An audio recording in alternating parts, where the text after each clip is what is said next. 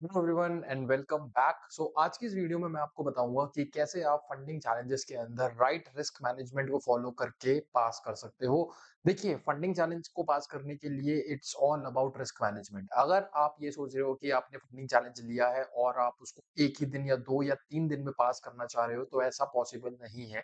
जो लोग ऐसा करते हैं, मेरे हिसाब से वो बहुत एग्रेसिव अप्रोच है। अगर आपको सही में एक लॉन्ग टर्म सस्टेनेबिलिटी के साथ फंडिंग चैलेंजेस को पास करना है और उनको ट्रेड करना है, तो उसके लिए आपको एक राइट रिस्क मैनेजमेंट के बारे में पता होना चाहिए।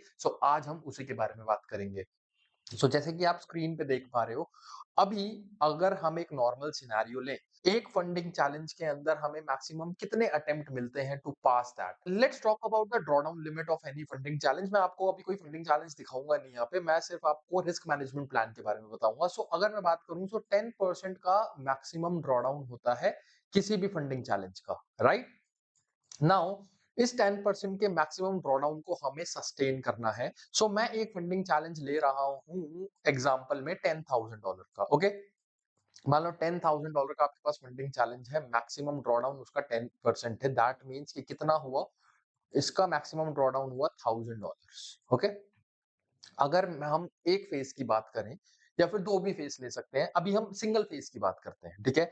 तो $1,000 का मैक्सिमम ड्रॉडाउन है। नाउ अब बात करते हैं कि एक दिन का कितना ड्रॉडाउन होता है। तो एक दिन का मैक्सिमम ड्रॉडाउन हमारा होता है 5% का, ठीक है? 5% का मैक्सिमम ड्रॉडाउन होता है।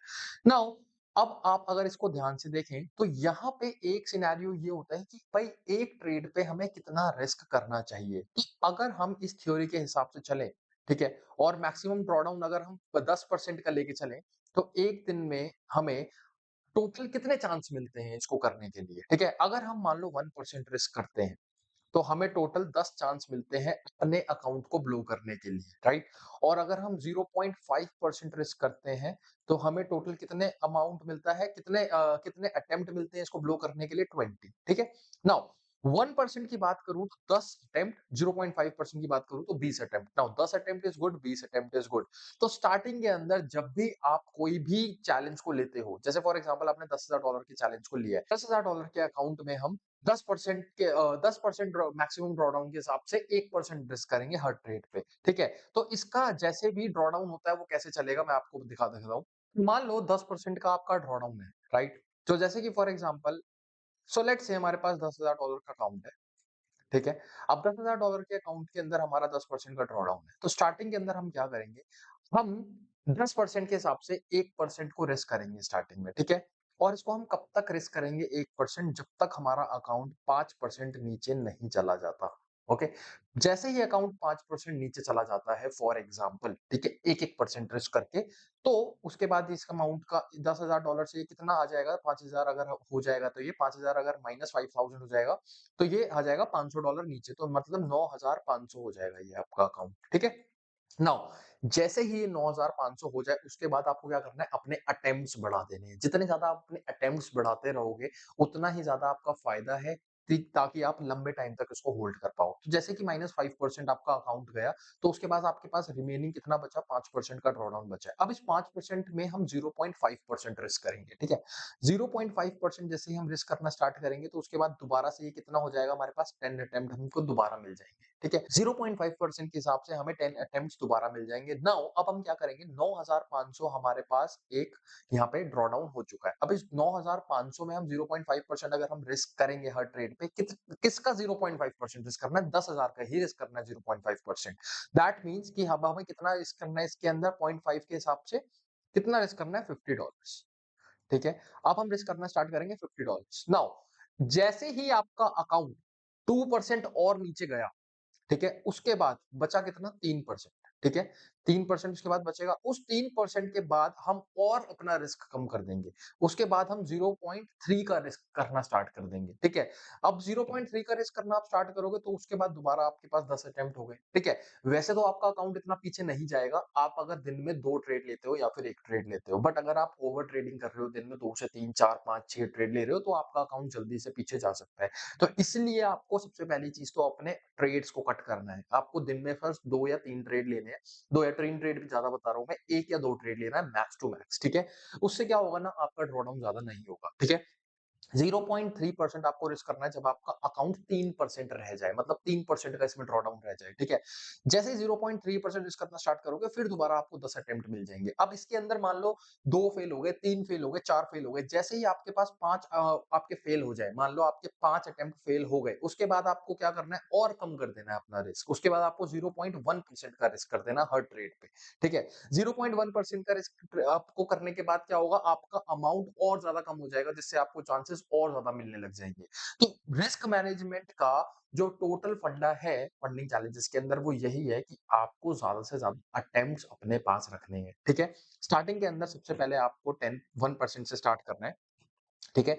जैसे ही 1% से आप स्टार्ट करेंगे तो आपके पास टोटल 10 अटेम्प्ट होंगे। 1, 2, 3, 4, 5, 6, 7, 8, 9, 10, ठीक है? 10 अटेम्प्ट हो गए। अब जैसे ही मान लो आपके यहाँ पे 5 अटेम्प्ट खत्म हुए, ठीक है? मतलब एक-एक करके 5% आपका माइनस हो गया, -5% ड्रॉडाउन हो गया। बचा कितना आपके पास? 5%, ठीक है? अब इस 5% को और ब्रेक डाउन करो। इस 5% को और ब्रेक डाउन करो किसमें? 10 में। 1, 2, 3, 4, 5, 6, 7, 8, 9, 10, ठीक है? अब यहाँ पे 10 में आपको कितना रिस्क करना है हर ट्रेड पे? 0.5%। 0.5% जैसे ही ये 5 और दोबारा आपके लूज़ हुए, तो उसके बाद आपको और कम कर देना है अपना रिस्क, ये बचे 5 पे, ठीक है? अब इसमें आपका कितना बचा? 2.5%, ठीक है? अब इन 2.5% पे आपको और ज़्यादा रिस्क कम करना है। अब यहाँ 2.5% पे आपको कितना रिस्क करना है हर ट्रेड पे? 0.3 या फिर 0.2%, ठीक है? 25 भी कर सकते हो। उससे आपके और अटेम्प्ट्स बढ़ जाएँगे। आपको मैक्सिमम अपने अटेम्प्ट्स को बढ़ाना है फंडिंग चैलेंजेस को पास करने के लिए। मेरे हिसाब से क्या है कि 5% का जो स्टार्टिंग में है, आप 1% रिस्क कर सकते हो, कोई प्रॉब्लम नहीं है, ठीक है? अगर आपका 1% से रिस्क ज़्यादा है तो दिक्कत है, 1% रिस्क कर सकते हो। 5% ज़्यादा जल्दी से नहीं जाता पीछे, अगर आप ओवर ट्रेडिंग नहीं कर रहे हो तो ओवर ट्रेडिंग को कंट्रोल करना है, ठीक है? सो ऐसे करते-करते आप धीरे-धीरे इसको कम कर सकते हो। नाउ अब बात करते हैं पास होने की कि कैसे इसको हम पास कर सकते हैं। तो जैसे कि मैं बता रहा था, अगर मान लो आपका $10,000 का अकाउंट है, अगर इस अकाउंट को 1 या 2% अप लेके जाते हो, उसके बाद आप अपना रिस्क इंक्रीज़ कर सकते हो कितना? प्लस 1.5%, ठीक है? 5% और ऐड कर सकते हो उसमें, 0.5% और ऐड कर सकते हो, ठीक है?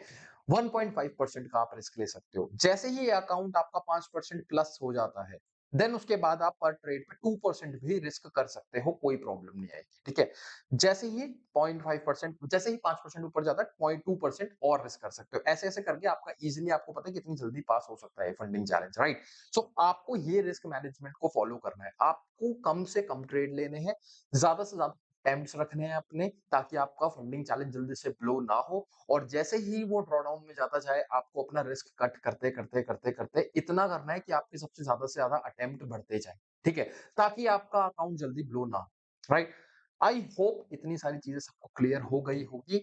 यही चीज़ है फंडिंग चैलेंजेस के अंदर, यही इसका फंडा है एक।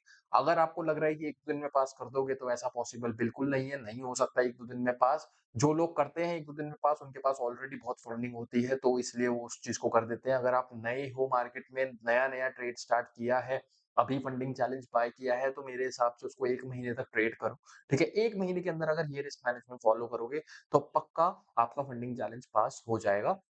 डिपेंड करता है कि आपकी स्ट्रैटेजी क्या है, आपका क्या ट्रेडिंग प्लान है, कैसे जर्नल कर रहे हो ट्रेड्स को, क्या रिस्क मैनेजमेंट को फॉलो कर रहे हो, तो ये सारी चीज़ें हैं। अगर आपको सीखना है और गिवन नंबर आपको दिया गया है, इसके टेलीग्राम पे जाके आप हमसे डायरेक्टली कनेक्ट कर सकते हो, अदरवाइज़ इस नंबर पे कॉल करके भी आप डायरेक्टली कनेक्ट कर सकते हो। We will give you more information about this particular plan, okay? So I will meet you in the next video guys, I hope everything is clear to you. Till then take care, bye bye.